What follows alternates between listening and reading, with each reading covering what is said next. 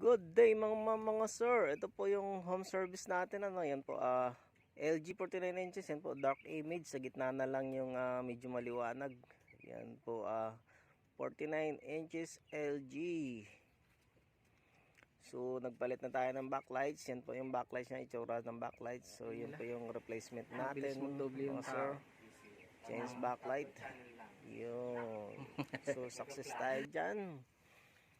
Yan na po ang kanyang itsura. So every time na magawa natin mga sir, check agad natin yung kanilang backlight settings kung bakit 2 to 3 years lang inabot. So na-confirm natin dyan, naka 100% si sir. So 3 years lang inabot. So supposed to be 6 to 7 years yung LG.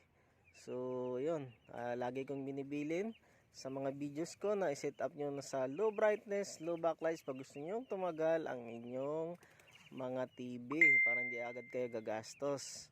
So yun, binalik na natin dyan sa settings na maganda para hindi rin masakit sa mata, lalo na pag may mga bata para tayong bumalik sa future na mabili ng mga lolo natin na yun, maganda sa mata o bawal sa mga bata yung nasa harapan ng TV. So mas maganda talaga na naka low brightness, low backlight. So kahit nasa harapan yung mga anak natin, mga bata, ay hindi masakit sa mata.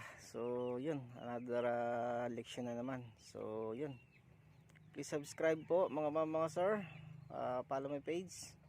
Thank you po, thank you, please. Amen, God bless.